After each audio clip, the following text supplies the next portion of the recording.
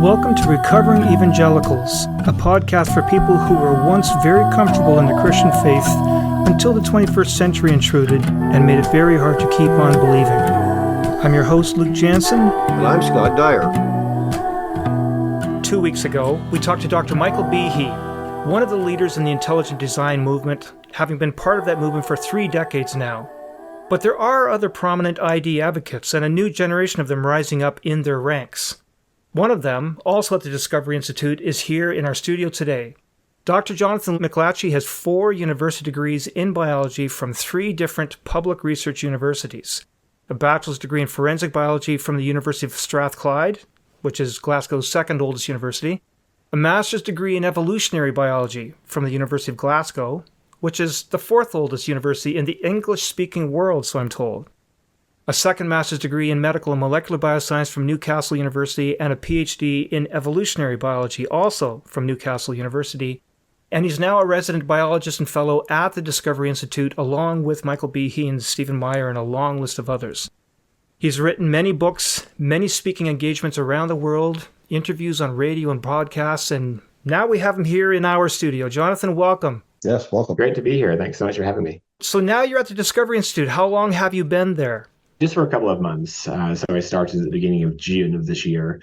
And previously, I lived in Boston, Massachusetts. I was there for 4 years working as a college professor in biology. So I taught different courses, including freshman biology, genetics and genomics, microbiology, anatomy and physiology, bioethics. In my last year there, I co-taught apologetics as well.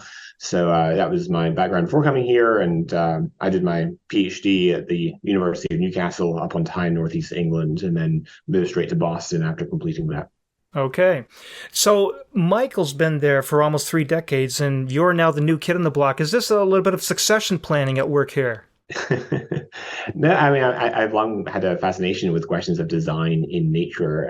The interest grew upon me during my undergraduate program at the University of Strathclyde, where I did forensic biology, which you can even think of as a discipline of design detection. I mean, in forensic science, you want to know if someone died of natural causes, or if they were murdered, or if a fire was the result of arson or natural causes, etc. And I was during my degree at Strathclyde University, I took various courses in biochemistry and molecular biology and so forth, and became very fascinated by the engineering prowess of molecular systems, machinery in the cell, and the information processing, storage, retrieval apparatus that governs the show. Was often quite bewildered at how anyone could go through a 4-year university program in the natural sciences to come out an atheist at the other end, because the evidence seems to be so compelling for the truth of theism, both in the physical and life sciences. It seemed convergently to point in a theistically friendly direction.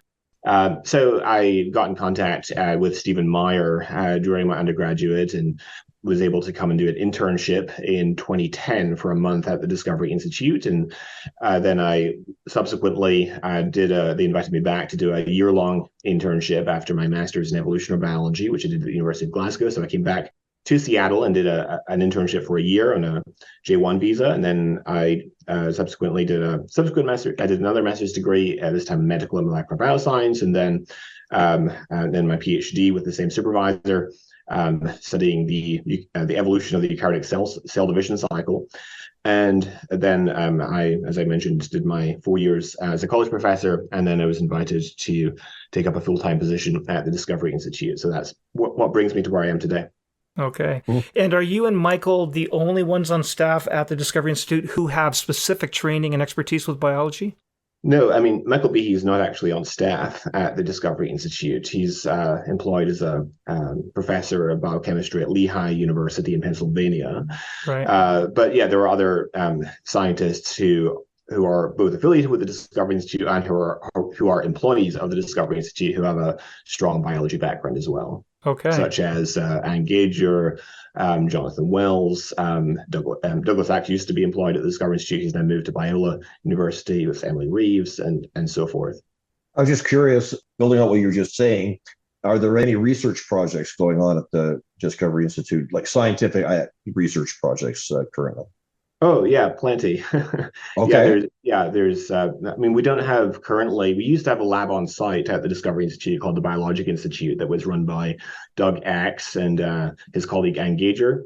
Doug Axe, as I mentioned a moment ago, has now moved on to be a professor at Biola University, and so he's doing teaching and research there. Ann Gager still remains at the Discovery Institute, but we do currently have ongoing lab research on site, but we are, as an institution, funding research at other institutions across the globe that is friendly towards intelligent design and or critical of Darwinian evolutionary processes. Okay. Thanks.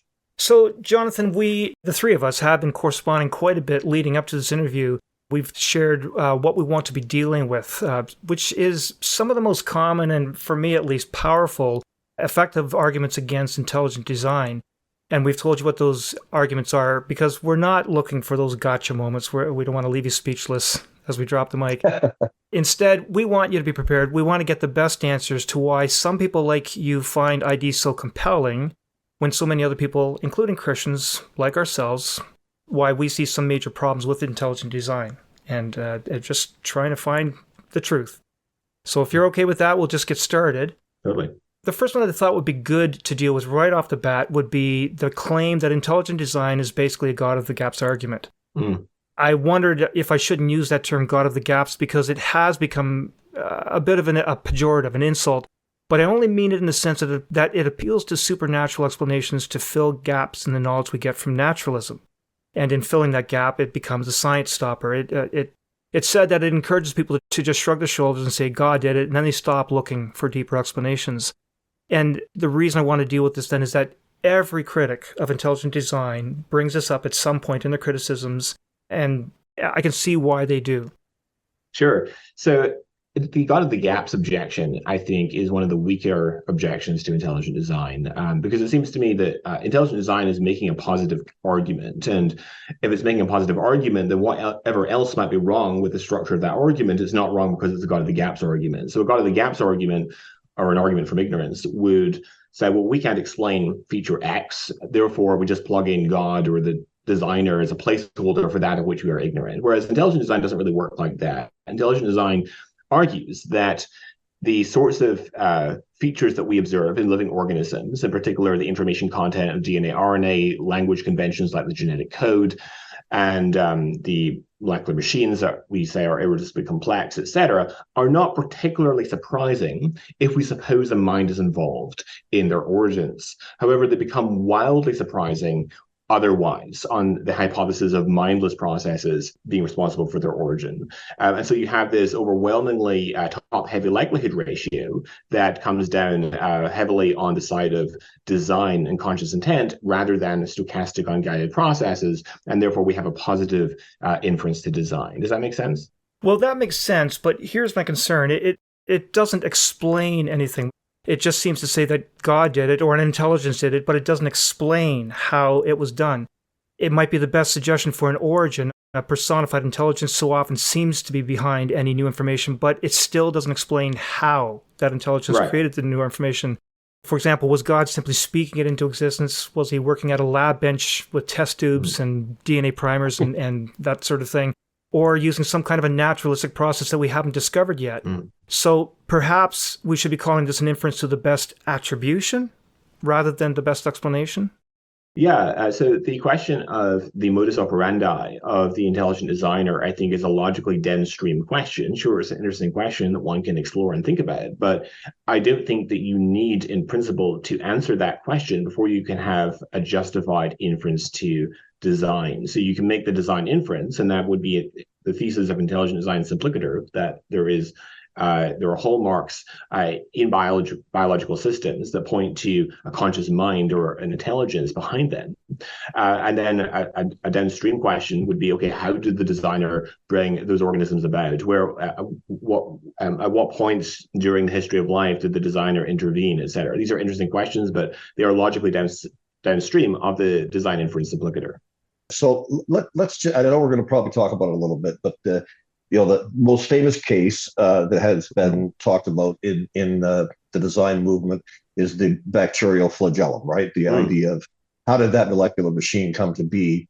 And according to ID, it came to be because it was designed as such. Right. So let's suppose, and correct me if I'm wrong, but let's suppose the scientific community suddenly the green light went on and they agreed. They said, you know what? Yeah, we can't deny it. This thing had to have been designed. Where do you go from there then? Is that the end of the discussion? Or because I think that's the concern of the scientific community is to say, well, no matter whether you say it's God or whatever it is, if you say it's designed, you kind of look no further. Like that's kind of the end of it was designed. So move on to something else. Whereas if you don't assume that, you would continue to pound away at how this thing did manage to evolve through some sort of mutative Darwinian kind of process. I think the attempts can be made to elucidate design and engineering principles in biology.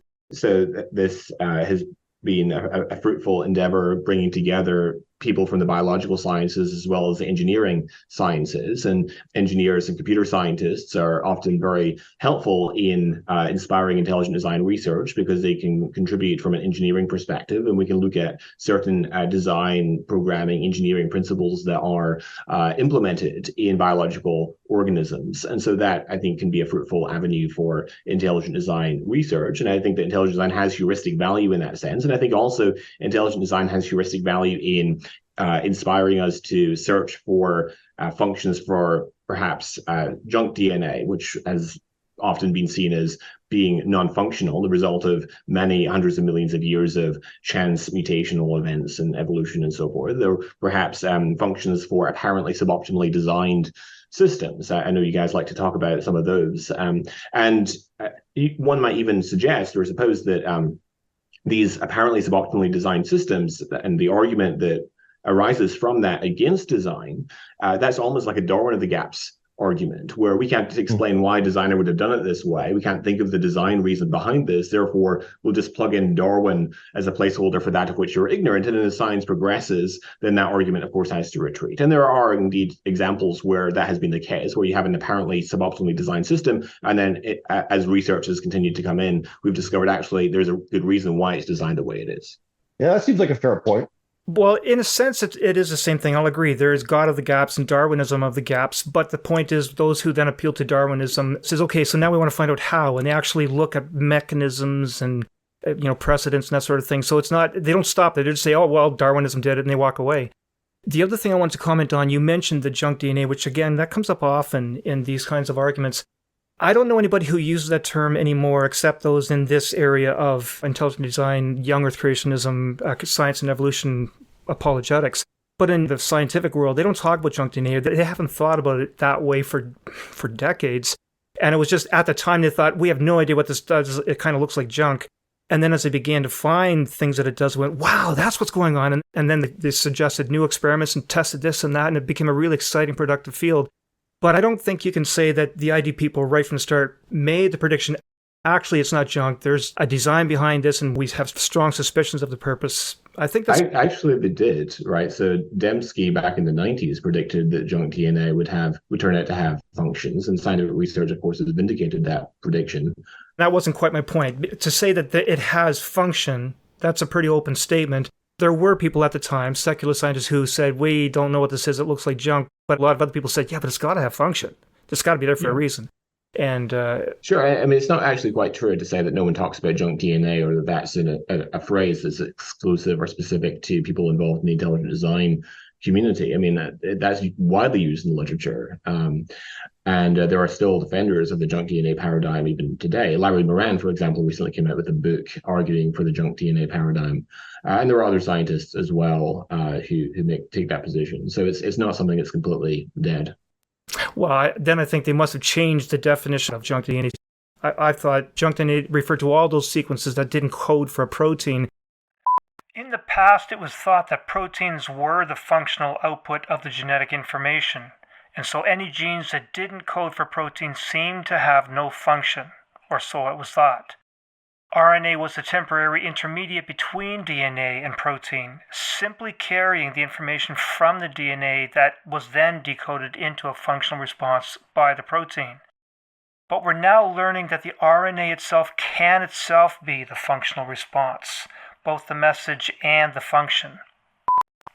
But if those people are denying that the RNA that comes off of the non-coding DNA sequences, that doesn't have a function, if they think that, they're really closing their eyes to a lot of literature.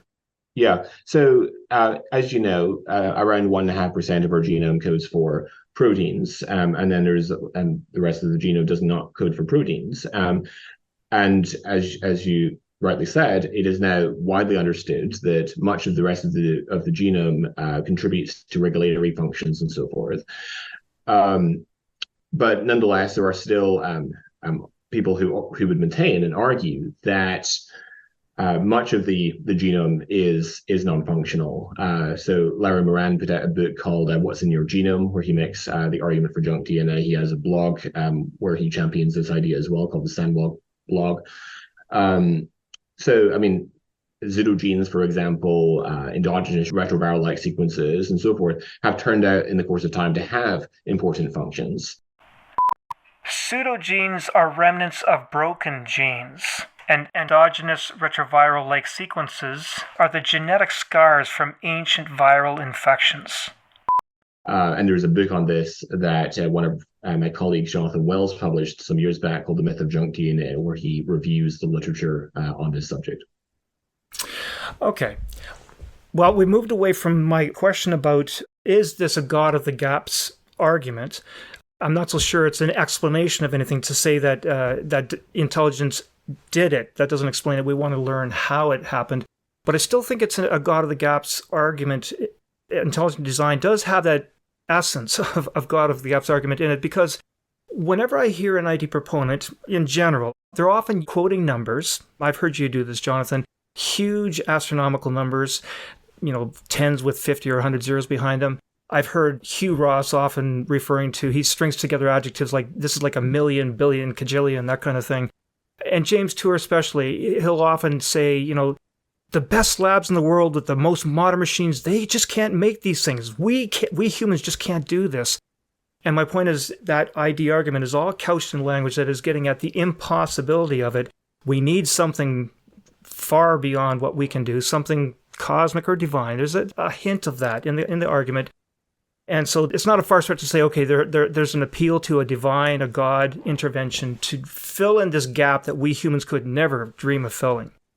So it's only one part of the argument to establish the insufficiency of chance and necessity mechanisms.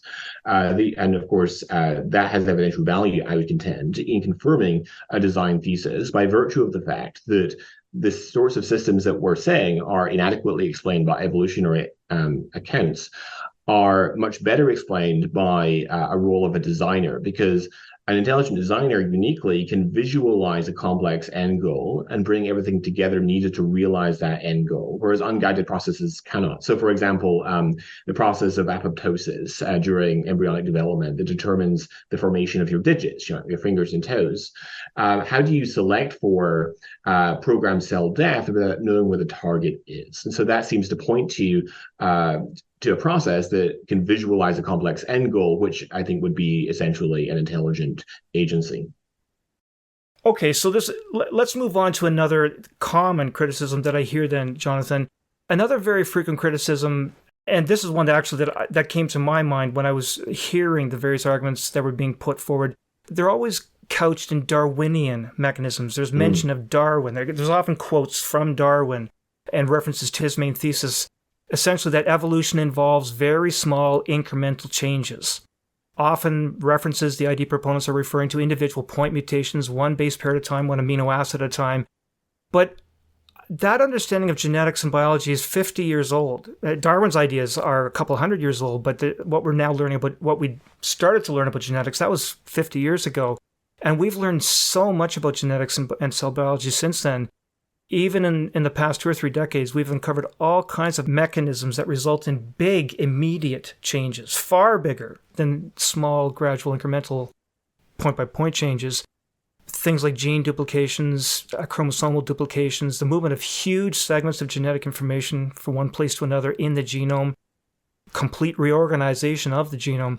We need to move away from simple Darwinian explanations and bring our thinking, scientists and the general public, we need to bring our thinking up to a whole new level of sophistication than just Darwinism. Yeah, I mean, so when we use the term Darwinism, so Darwinism is a kind of a slippery term. It's used in different ways, even in the scientific literature. So there's no one kind of consensus or established definition of what Darwinism is and how it's to be. And sometimes neo-Darwinism is used interchangeably with Darwinism, and then there's of course the extended synthesis, and it all gets a little bit murky as far as the definitions are concerned. When I use the term Darwinian evolution, I'm simply referring to evolution that occurs chiefly as a result of natural selection, which preserves successful combinations of gene variants. And so that would be an all-encompassing term for evolution, chiefly as Darwin understood it. Of course, we understand that he was wrong about certain aspects of it. That would be widely agreed upon. So he didn't, for example, understand anything about genes, right, as the basis of variation, heredity, and so forth, whereas we now do. And so our modern understanding of evolutionary theory has to take into account our modern understanding of genetics and genomics and so forth, which was, of course, a black box to Darwin. He had no idea about such things. And I think that Darwinism was a lot more plausible when Darwin was alive, when the cell was essentially viewed as, to quote Thomas Henry Huxley, a homogeneous blob of protoplasm. And he had no concept of the engineering and molecular machines that occur in the cell. Now, in terms of these kind of the extended evolutionary synthesis, Evo Devo, for example, is a popular hypothesis, which Evo Devo is shorthand for evolutionary and developmental biology, which argues for a very important role for cis-regulatory mutations in evolutionary process and achieving large-scale evolutionary adaptations. There's, as you mentioned, Jim Shapiro's idea of natural genetic engineering. There's self-organizational theories by Stuart Kauffman and others. And so forth. I was at the 2016 Royal Society meeting where many of these there were various presentations on many of these newer ideas in evolutionary theory. And it's simply not true to say that intelligent design books are not talking about those processes. If you read Behe's most recent book, Darwin Devolves, for example, he has a whole discussion of these various processes and outlines, as he sees it and as I see it, their inadequacies. Stephen Meyer's book, Darwin's Doubt, also has an extensive discussion on these various processes. So to say that we don't address those, I think, is false. Now, I can talk in brief about some of those. So, for example, evolutionary developmental biology, or Evo Devo for short, emphasizes the role of mutations in so-called homeotic genes, or Hox genes, because these basically code for transcription factors that contain a homeobox domain. So they're sometimes called Hox genes for short. And so it's thought that by modifying Hox genes, so for example, mutations in Hox genes have been shown in Drosophila melanogaster, or fruit fly, sometimes if you mutate the antennapedia gene, for example, you get legs spreading out of the head where the antenna should be, or you can mutate the ultrabithorax gene and get like an extra set of wings where the balancers would be that normally stabilize the insect during flight, and so you have a four-winged fruit fly instead of a two-winged fruit fly. But these organisms are hopeless cripples. I mean, obviously the mutant with the legs spreading out of its head is deficient in terms of its survival, and the fruit fly with an extra set of wings is not anchored to muscles and not connected to the brain, and so it doesn't survive well outside of the laboratory setting. So I don't have as much confidence as many people do in the adequacy of these mechanisms to explain large-scale innovations. And perhaps one of the most fundamental problems with that proposal is that the homeotic genes, or the Hox genes, are expressed relatively late in early development, after the body plan has already been established. So after, in Drosophila, for example, 6,000 cells have already formed by the time that the Hox genes are active, and the dorsal, ventral, and anterior, posterior axes of the organism have already been established. And so and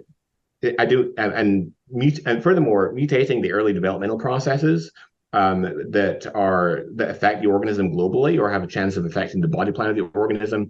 These are uniformly result in embryonic lethals or very severe developmental defects. And Right. so I'm going to jump in at this point, Mhm. partly because I don't think we should get into too many specific details. We don't want to lose the audience. But very briefly, you've mentioned a few examples where shuffling genes around led to deleterious things. But there's lots of examples where massive rearrangements lead to productive things. But again, I don't want to get into those specific examples. I do want to come back, though, to in the middle of your comment, you were referring to the fact that, say, the ID people, don't address things outside of Darwinian mechanisms. I didn't say that you don't, but there is an emphasis. Always the talks begin with quotes from Darwin, pictures of Darwin, that sort of thing. And again, at the risk of repeating what I said a few minutes ago, there's always those references to this is so improbable, it's a 10 with 74 zeros behind it, that sort of thing. And those claims are based on if you did this one point at a time and you needed to have this one and then this one and this one, this one, and you go through the whole Bayesian, number counting and get these huge, tremendous numbers. But that's all based on gradual, incremental, single point mutations. And I'm saying, and you're agreeing with me now, that we know a lot about genetics that just goes way beyond single point mutations and accumulations of those. Right. And I would contend that our critiques of the Darwinian or neo-Darwinian syntheses take into account these processes, and happy to talk about specific examples if one, or we can talk about something else. Right. Well, okay, so the next thing that I did want to talk about, another thing that I commonly observe is that they limit the discussion by putting up barriers to make their point. They do this by portraying mutations as detrimental, often drastically so, and they'll use words like, catastrophic failure of the organism. Those are always put out, and quite frankly, I just heard that a few minutes ago.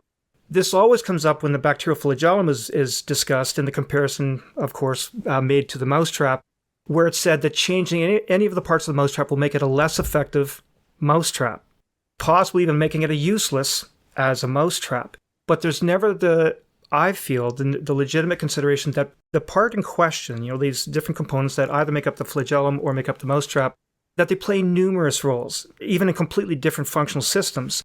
And along with that, the idea that this mutation has no effect on its function in those other systems, or maybe even makes it more useful in those other functions. Maybe it even acquires entirely new functions as a result of that mutation. And so here's the important part. If you have more than one copy of that gene, I mentioned gene duplications, individual gene duplications or whole chromosomal or large segments of chromosomes duplicated, one unchanged copy remains to play the roles for the flagellum or the mousetrap, and the other one can go on and mutate to go on to serve new functions. It's basically a built-in R&D mechanism in the cell to try out new combinations and, hey, let's see what works. And so in that sense, quite frankly, you can have your cake and eat it too. You can have the mutation leading to good changes as well as not affecting the one that you want to keep in the first place. Yeah, so let's address that. So in terms of gene duplication and recruitment, which is very standard proposition in terms of explaining evolutionary novelties, to invoke the idea that you can duplicate a gene, so you get an exact copy of the gene, and then one copy retains its original function, whereas the other is now freed from selective constraint and can go and quote unquote search through combinatorial space in search of some new function. And there's a number of problems with that. One is that there is a significant time constraint on how long you have to for that duplicate copy to acquire a new function, because carrying a duplicate copy is not selectively neutral. So even in bacteria, for example, there was a paper published. In what? In bacteria, like E. coli, for example. Okay. There was a paper published in 2010 where they had a particular, basically the researchers in this study, this was Anne Gager and Ralph Silke and some other researchers, were looking at various strains of E. coli, and they incurred two mutations in a gene called TRPA, which codes for one of the enzymes involved in the synthesis of the amino acid tryptophan. And basically, one of the mutations partially inactivated the gene, the other of which fully inactivated the gene. And they put these lines of E. coli in tryptophan deficient medium. And you would think there would be a very easy Darwinian stepwise pathway from no function to partial function to full function, right? Just one mutation partially reverts the damage to that gene, and then the other mutation would fully do it. Unfortunately for the E. coli, none of them were able to take the two-step adaptive pathway from no function to partial function to full function. And instead, what they did is they incurred further mutations to stop the transcription of the gene, break it further, because there's an energy cost in transcribing a broken gene. There was another paper that came out the same year on Salmonella species. This is also 2010. It was titled The Extinction Dynamics of Bacterial Pseudogenes. And they also argued that there's a significant time constraint on how long these populations are going to retain a duplicate copy that is not working, but there's an energy cost in transcribing it. I've been doing a lot of research and reading recently on blood clotting cascade, and one problem there is that if you duplicate a gene, so Russell Doolittle has a book out on the evolution of vertebrate blood clotting, and one of the mechanisms that he postulates, or the chief mechanism that he postulates, is rounds of gene duplication and subsequent recruitment to form the various vertebrate blood clotting factors. One problem with that, though, is that by duplicating the copy, you're actually overexpressing the gene. And because of the blood clotting or coagulation cascade is very delicately balanced. And so overexpressing a gene is likely to upset that delicate balance and increase the risk of blood clots, which of course you would think that would be subjected to purifying selection. And so it would be purged long before you would get new factors emerging through that sort of mechanism. So can I respond to that? And I don't really want to get into the specifics, especially because these are papers I haven't read. Mm-hmm. But the last one you mentioned, for example, the first thought that came to my mind is that you said how when you have the duplicate gene, you overexpress, but not if you only duplicate part of that gene. That now copied one isn't complete. It doesn't necessarily contribute to the clotting cascade, but now there's information there for the cell to try other things on. So I'm just saying there are probably rebuttals to that. I'm not equipped to come back on them, but here is the point that I do want to make, though. Yes, you've shown us 3 papers where having a duplicate gene didn't work, or at least not the way we thought it would. But there's lots of other papers where they show that's exactly what happened, that there was a duplication, and even requiring 2 or 3 mutations. There are lots of examples of that actually working. And so maybe my question should be, the 3 that you quoted, do they represent a majority of the research looking at this? Or I think more the case, there's lots and lots of examples of gene duplication with progressive mutations in the second copy or the third or fourth copy has led to so many different things. And I mean, it's often inferred.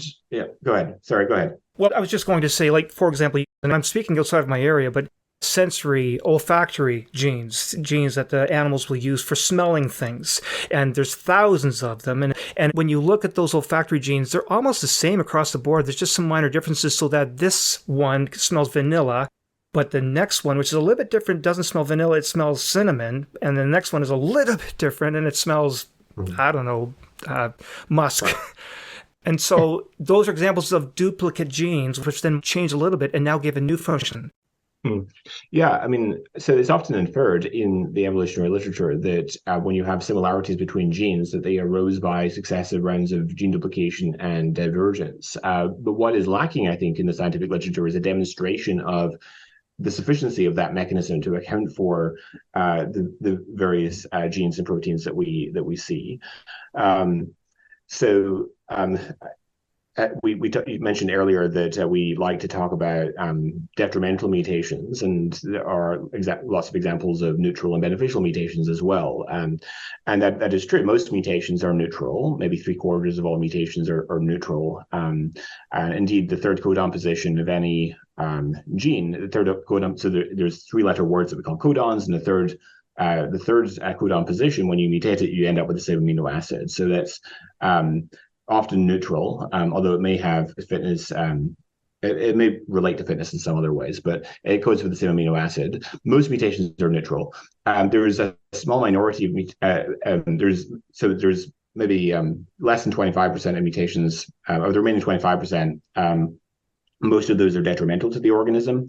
And then there's a very small minority of mutations that are beneficial to the organism. And the beneficial mutations are those that tend to become preserved by natural selection and go on to become fixed, or in other words, going from the lone individual out there that carries that mutation to becoming the norm that gets established.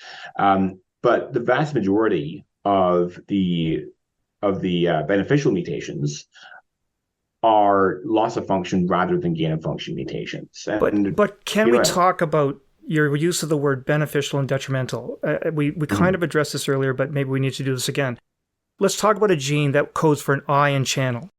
And you introduce a mutation in that, and it may be detrimental in that that protein now no longer serves as an ion channel, but it becomes now, instead of an ion channel, it becomes, I don't know, an enzyme, a structural protein. Remember last week we heard about an enzyme that repairs RNA becoming a protein pump, and then an energy factory, and then morphing further to become a flagellar motor and a syringe for injecting toxins. So it's detrimental if all you wanted was an ion channel coming out of that gene, that sequence, but it could be beneficial in that it now produces a whole new function. That mutated copy has become something entirely new, doing a whole new function.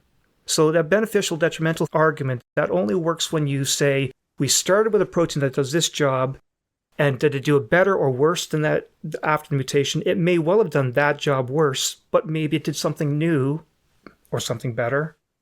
Yeah, so I'm happy to talk about specific examples, but generally when you look at beneficial mutation, and you actually go and look at the academic article about it, and you look at the molecular basis of that beneficial mutation, you find it's typically breaking something in order to. So, for example, antibiotic resistance is often achieved through modification of a target, so the antibiotic can no longer bind to that target, and so you acquire antibiotic resistance in that way. Or the Rick Lenski E. coli experiments, where E. coli acquired the ability to grow on citrate after more than 30,000 generations.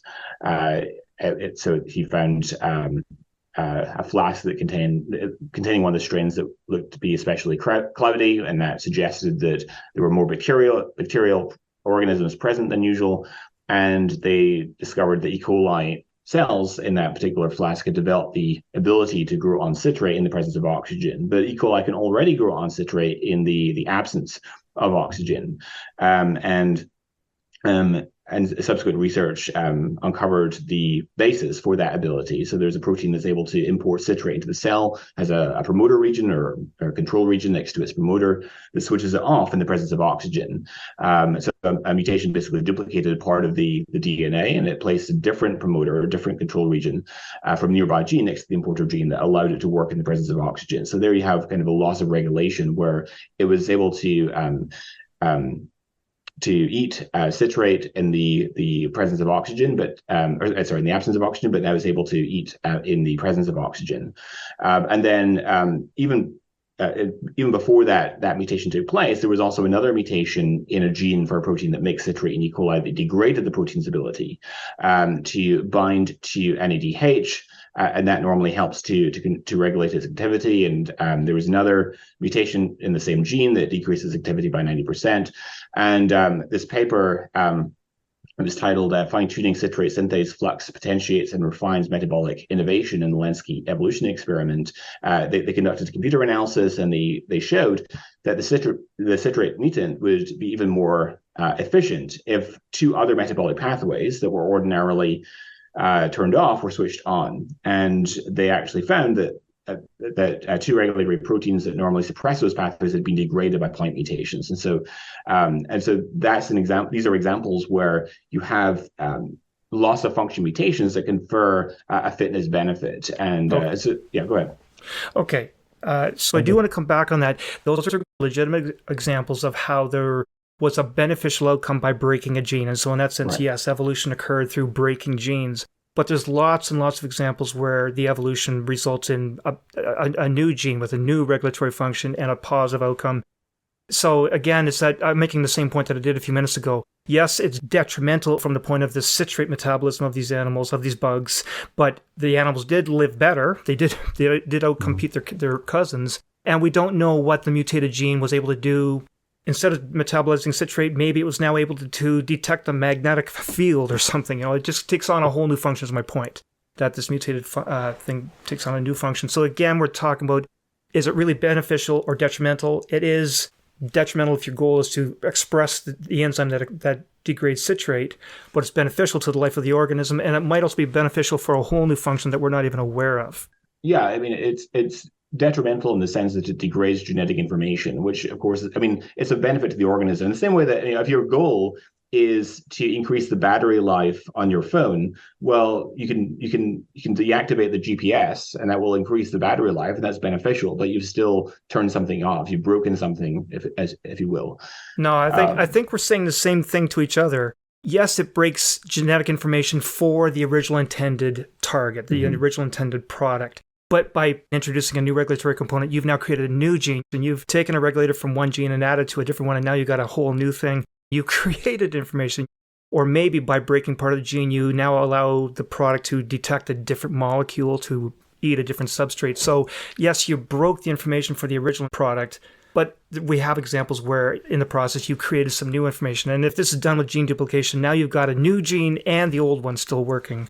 It's a win-win if you ask me. But I'd like to move on actually to a different criticism, and this is the one that really hits hard for me. But we'll do it in two steps.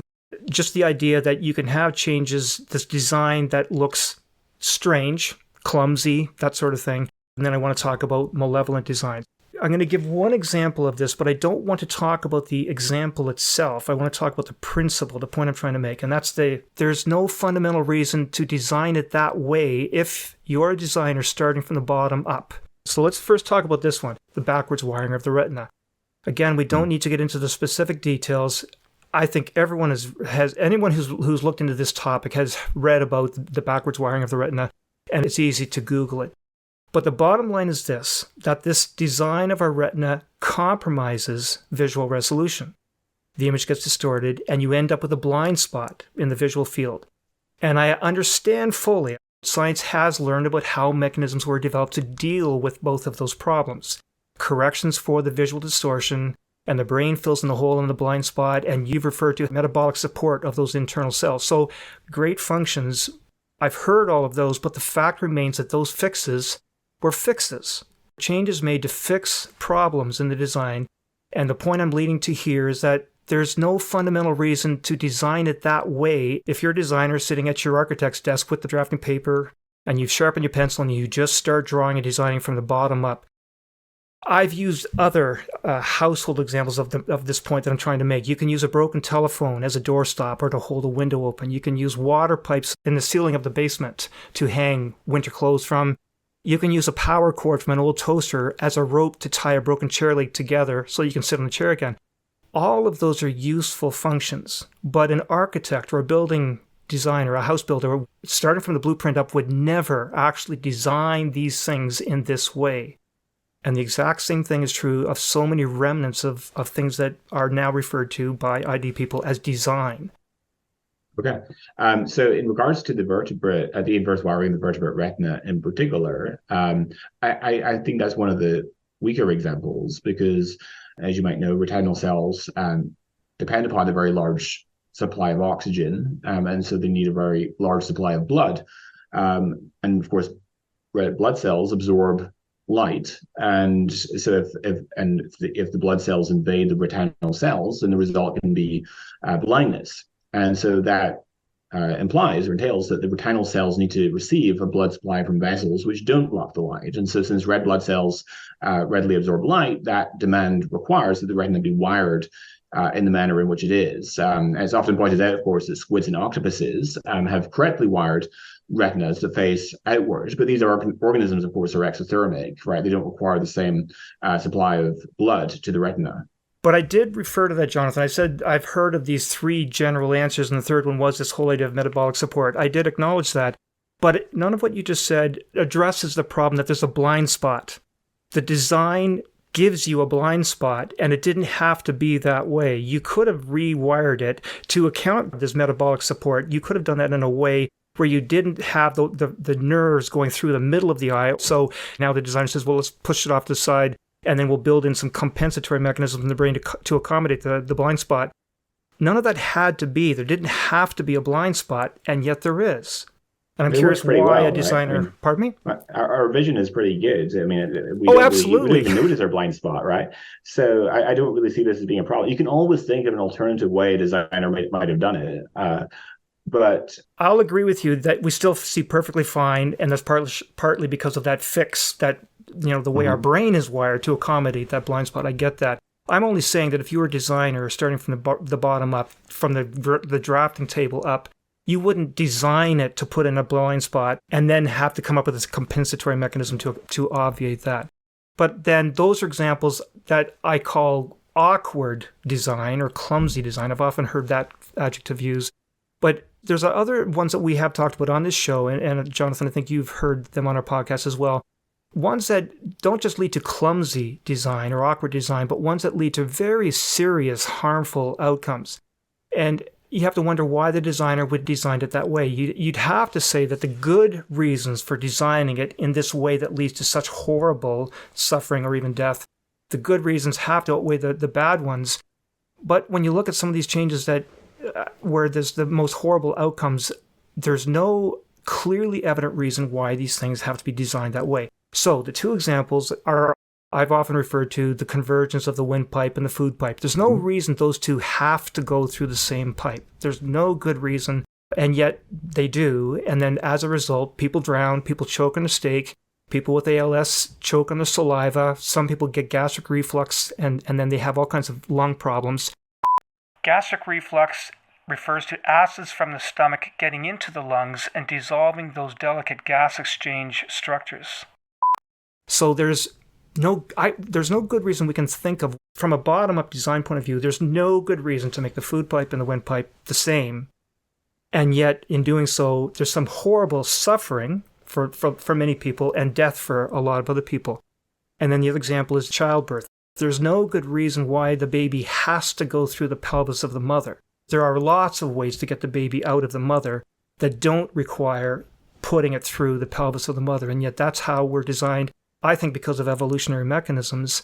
And as a result, substantial numbers of mothers and babies, if they don't have medical intervention, they die horribly. We've already talked about that. I don't want to belabor the horror factor. The way we're designed now leads to horrible deaths for so many people. And so then there has to be some really strong and good reasons for the design to offset the horrible suffering with that design. So I'm just saying we can't see any good reasons why these were designed that way, but we see all kinds of suffering and problems. And that's one of my biggest reasons why I have trouble with intelligent design. Yeah, so on the example of the conversions of the windpipe and the food pipe, we of course use our mouths for eating, and we also use our mouths for speaking. And so it's quite natural, it seems to me, that you would have the place where we eat coinciding with our windpipe. That doesn't seem to me.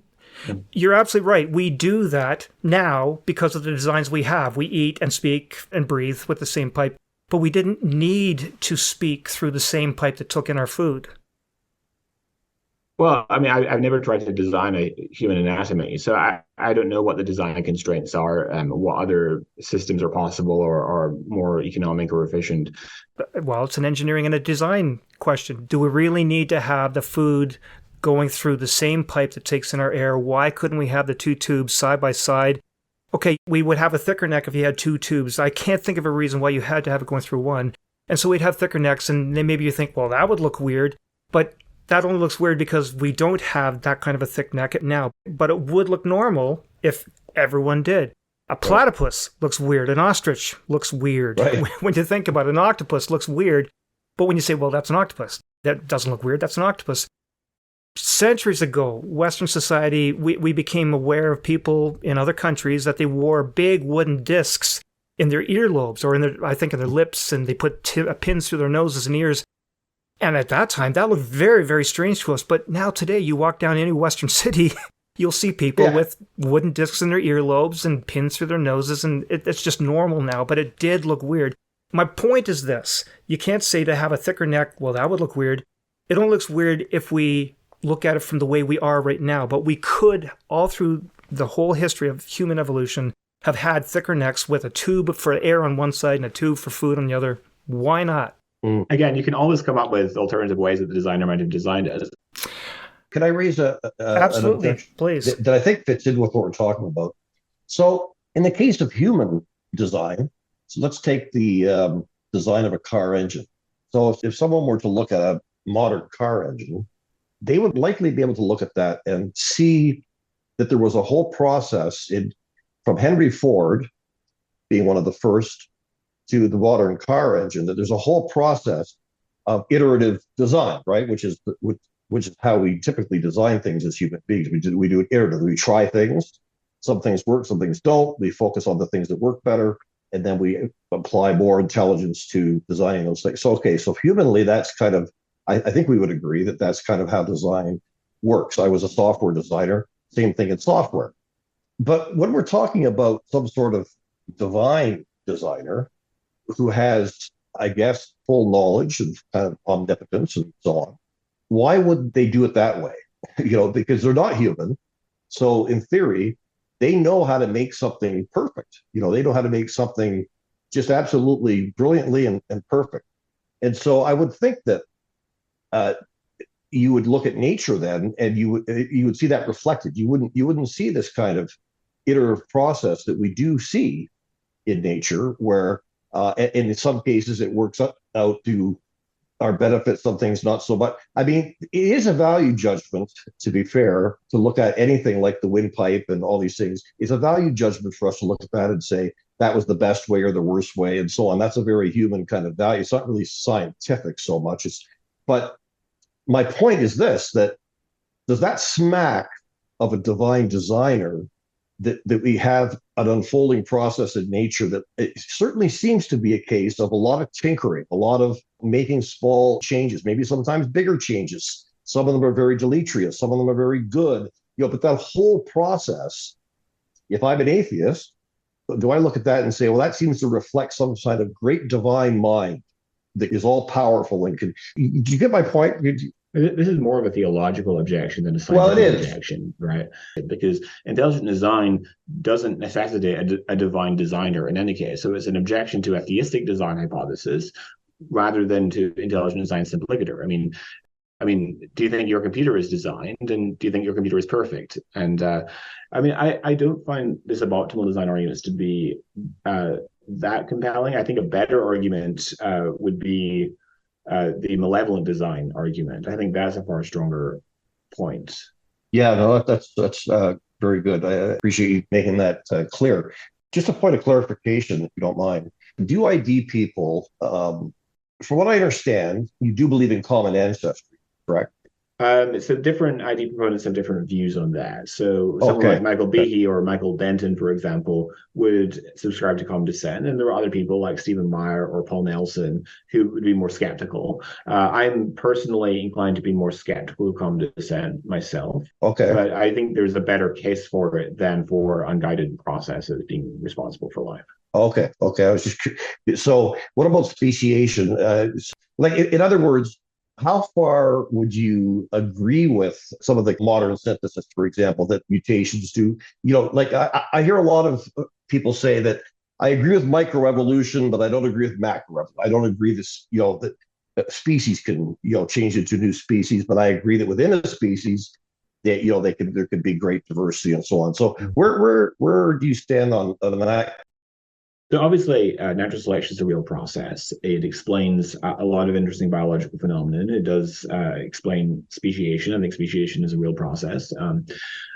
I don't think that evolution does a very good job explaining the origins of evolutionary novelty, in particular the origins of new genes and proteins and new body plans and so forth. For example, I mentioned earlier that mutations affecting the organism globally. There are early acting mutations tend to result in embryonic lethals or very severe developmental defects. And you have to modify the early developmental processes to change the body plan of an organism. So that's a problem, I think. Also, it's interesting to note that the 5 classes of vertebrates, mammals, birds, fish, amphibians, reptiles, they actually form their 3 primary germ layers, the mesoderm, endoderm, and ectoderm, by different ways. And that's surprising, I think, on a common descent perspective, And then I think evolution is causally impotent demonstrably to explain the origins of irreducibly complex systems such as DNA replication or bacterial cell division or indeed eukaryotic cell division or the blood clotting cascade. I think that is where the problems of Darwinism are most apparent. So is it, as we've been talking about this topic, I'm often thinking of modern physics. And it's kind of interesting to me how in modern physics, we also have a similar kind of situation where we've learned, we had Newton, but Newton didn't explain everything. So then Einstein comes along with a new physics that explains more than Newton could explain. But guess what? It doesn't explain everything either. So we're looking for dark matter. We're looking for other things like that. Nobody seems to get, there's no ID, well, as far as I know, maybe I'm wrong, but there doesn't seem to be an ID movement for physics. In other words, because we can't explain dark matter and so on, well, therefore, there must be some sort of divine influence there or something like that. Like and yet there are these gaps in our understanding of physics for sure. And we continue to, we just spent as a species, what, $10 billion to put up the James Webb telescope to look further back in time and so on. And so for a lot of, at least for my here, a lot of theologians, they say, well, maybe we can explain the whole Big Bang and all that, but the fine tuning of the universe, the initial first conditions, we can never explain that, from a scientific point of view. It just, we had these perfect, unless you go to a multiverse, right? But it's just interesting to me how when it comes to biology, we feel this need to, like the fact that Darwinism doesn't explain everything seems very troublesome. Or if you challenge that, like if you like the ID movement has, if you challenge Darwinists to say, hey, okay, your theory is interesting and explains a certain amount of things, but there's some big gaps in it as well that we need further explanation for. But they don't like that. They don't seem to. Challenging Darwinism seems to be a much more of a sacred cow than challenging something in the area of physics, let's say. Well, I mean, there is an intelligent design research program in the physical sciences. I mean, you mentioned the fine-tuning argument, and there are people like Luke Barnes. Right. Stephen Meyer has written a book, Return of the God Hypothesis, and much of that is dealing with physics. And there's other ID proponents have written on evidence of design in the physical sciences. So and the fact the universe seems to have had a beginning, there's various lines of evidence for that, and then it began to exist with tremendous precision. You've got the fine-tuning of the cosmological constant, the ratio of the strong weak nuclear forces, and so forth. Right. And then you also have the prior environmental fitness of nature that Michael Denton has written a series of books on, where nature seems to be uniquely fit for the carbon-based cell, and indeed for advanced complex life such as ourselves. And so, there's a convergence, I think, between the physical and life sciences in pointing to a design thesis. So the big question for me, at least, is why is the scientific community generally so opposed to the idea of intelligent design? What's the crux of their concern with the idea? So I do think there's necessarily a one-size-fits-all answer there. I think it's different for different people. I think there is a methodological naturalism. I mean, you've seen the Richard Lewontin famous quote or infamous quote, right? That he doesn't want to allow a divine foot in the door. And so there's an a priori commitment to materialistic causes to explain natural phenomena. And that is certainly true. I think also there's a lot of misinformation in the scientific community about intelligent design. And I think most scientists are not experts on evolution. Most biologists are working on a particular problem in their area, and they might have an elementary knowledge of evolutionary theory, but they're not steeped in the literature on it. And then of the minority of biologists who are experts on evolution, most of them, in my experience from personal conversations, the majority of them don't know a lot about the scientific critiques of evolution from the intelligent design community. And then of the small minority of evolutionary biologists who actually do know about those critiques, their responses to them are just not very good. So I wouldn't put much stock in the scientific consensus on this topic, and I think intelligent design is becoming more popular. And I encounter more and more scientists all the time who are sympathetic to intelligent design, even if they don't say so publicly. Okay. If I could jump in, Scott, when you were talking, you were talking about theories that explain things, but then they become incomplete. we could find a better explanation. And you were also trying to bring a theological, biblical slant to this. So I was just thinking, that brought to my mind in Job chapter 37, 38, he's talking about the weather. And people back in those days, they would look up at the weather and say, where does this water come from? Yeah. And that wind, where does this wind come? Oh, the lightning bolt. And they don't understand it. And they just say, well, obviously it's God. God did it. God must have barrels of water. And this is what you read in Job chapter 37, 38. He's got these jars of water that he used to give it the rain. He's got storerooms of lightning. He breathes out the dew and the frost. And so these were their explanations, which were based on observations, if you want to call it science. Mm-hmm. But in the end, the point I'm making is that we did learn that weather isn't any of those things. There's not a personified being doing it. We suddenly learned a whole lot of very powerful equations that deal with differentials in pressure, humidity, and temperature. And by just plugging those in, you can predict with pretty good accuracy what the weather's going to be 3 days from now.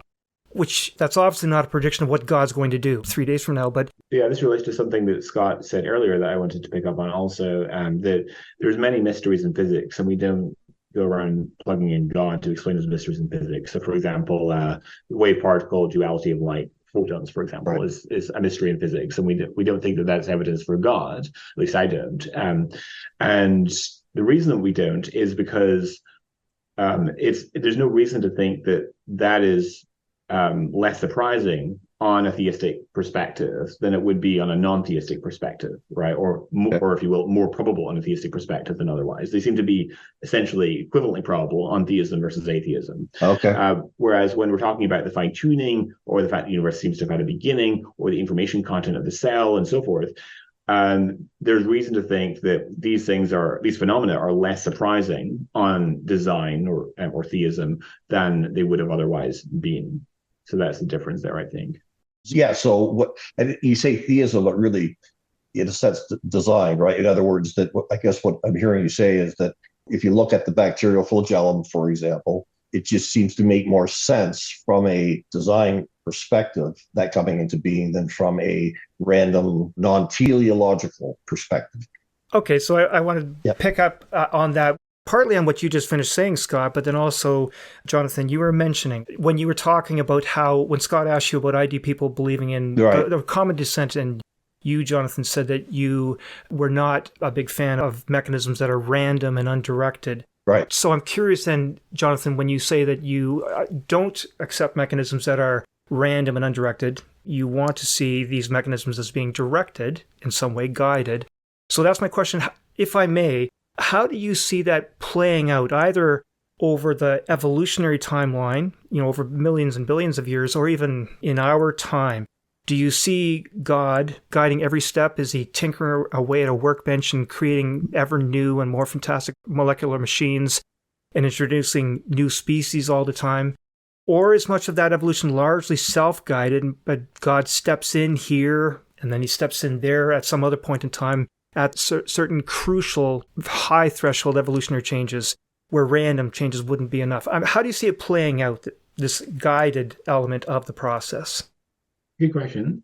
So I see there being distinct periods throughout the history of life where God infuses information content into the biosphere, and so there are times throughout the history of life, the Cambrian explosion, for example, being perhaps the most famous, where you have radiations or explosions of new life forms into the biosphere. And so I see, I'm an interventionalist. I don't see God as like guiding mutations through evolutionary history. I reject the evolutionary paradigm, including common descent. I think common descent is very unlikely. Certainly universal common descent, I think, is unlikely.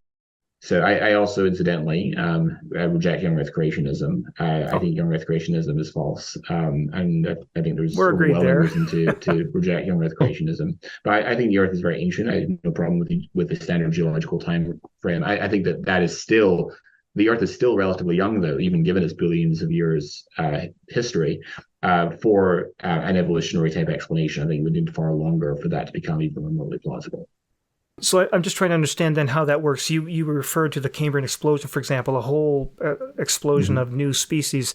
And you used the phrase an injection of information into the biosphere, which that's where my brain kind of exploded. How do you explode information into the biosphere? Would you say that God was manipulating the DNA, the gene recombination in pairs of animals here and pairs of animals there? Or was he just suddenly introducing a whole new species?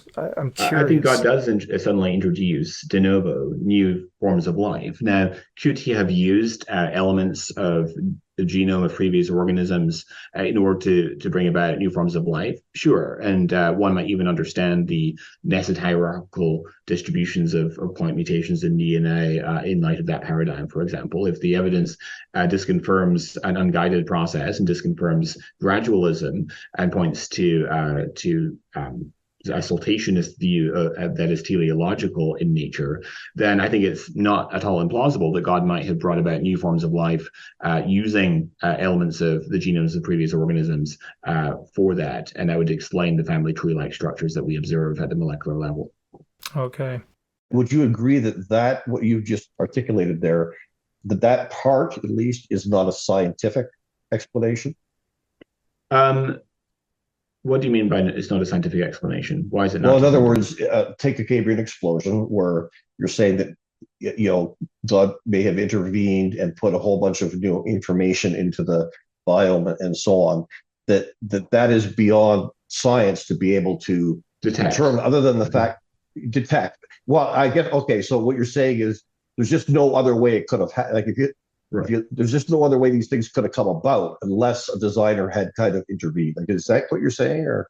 Yeah, I'm saying that it's best explained by the intervention of a designer. As to how the designer brought that about, I don't claim to know, and I think that is probably, unfortunately, I think that's probably beyond the purview of what science can inquire into. Okay, my eye is on the clock. I know that Jonathan has an appointment, but I want to give you the opportunity for having the last word. Was there anything that we didn't talk about, didn't ask, that you would like to put on the table? Yeah, I mean, I there's a lot of things that we could have talked about. I mean, one of the most compelling arguments for me for intelligent design is the argument for irreducible complexity, which seems to me to be one of the most profound challenges to evolutionary explanations, which is where you have a system that's comprised of several well-matched interacting parts that contribute to some overall objective, where the removal of any one of those parts causes the system to effectively cease functioning.